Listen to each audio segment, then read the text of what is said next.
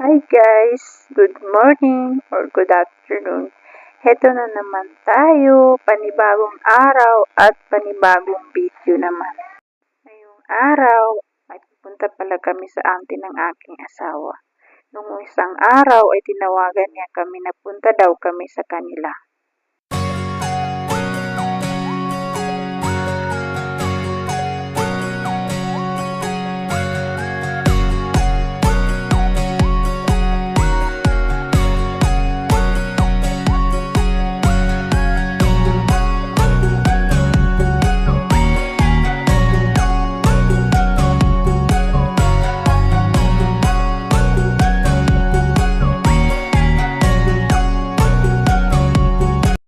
Fast forward, dumating na kami sa bahay ng auntie ng aking asawa at naisipan namin pumunta sa park at nakita namin itong parang crocodile na to.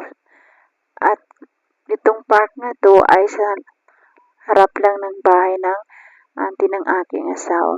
At ito pa guys, para siyang rat pero hindi naman, dalawa yan siya guys, naglalaro dyan. At naglakad-lakad lang kami kasi nga malapit lang ito kasi sa harap lang. At lumibot lang kami dyan guys kasi yung main gate ay dito yung inopen nila. May mga gate naman sa kabila pero hindi siya open. Kaya dito kami dumaan sa main gate. At pinapalakad lang namin itong aming anak kasi nga para mapagod at makatulog siya. Kasi sobrang kulit na at yun nga, sabi namin ilabas siya. At sabi ko sa aking asawa, i-video niya ako na naglalakad naman. Para naman ma-enjoy ko yung park na ito. At ayan na nga, binidyohan na ako guys. At sabi ko sa kanya, i-video rin itong fountain na to. Pero mukha naman walang tubig. Baka kinlose lang nila. At naglakad-lakad na rin kami sa unahan para naman mapagod itong batang ito. At nakita ko ito guys, ay itinanong ko yung aking asawa.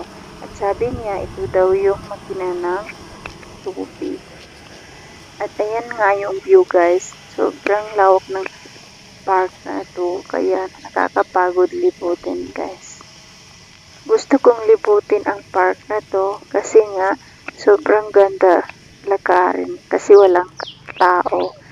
Pero sabi ng aking asawa ay malawak ito kaya yun, nag-stop kami at nag-take picture na rin. At ayan nga, sabi ko magbibideo ako kasi para naman may remembrance ako. At ayan na nga, pauwi na kami niyan guys. Babalik na kami kung saan kami nanggaling. At ayan nga, yung nasa likod ko guys ay tower daw yan ng tubig. So ayan guys, maganda dito guys kasi bawat society dito ay may mga park guys. At ayan, pinapalakad din namin yung aming anak para mapagod at pagdating namin ay makatulog na siya. Dumating na kami dito sa bahay na A few moments later. after ng ilang oras na pag-uupo ay pauwi na rin kami guys. At makikita niyo hapon na niyan guys, pero may araw pa. At tuwing pupunta kami dito guys, umabot kami ng hapon, minsan gabi na. Kasi minsan lang naman kami pupunta dito, kaya yun sinusulit talaga namin yung oras na mabanding namin sila, yung mga kapatid ng aking biyanan. So ayan nga guys, napag-isipan namin na dito dumaan. Pero tuwing dito na naman pumunta kami dito ay dito talaga kami dumadaan kasi ito yung walang traffic guys. Bumabayad ka lang ng 60 rupees sa may gate or entrance yan guys. Ay yun, makakapasok ka na at dire-diretso na walang traffic guys. Kaya dito talaga kami dumadaan. So itong daan na to guys ay national highway ito. Ito yung daan papuntang India. So, dito talaga kami dumadaan or papuntang China.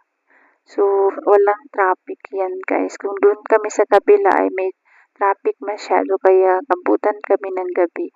Ito, mga 30 to 45 minutes lang nasa bahay na kami, guys. At ayan, sobrang ganda ng mga view dito, guys.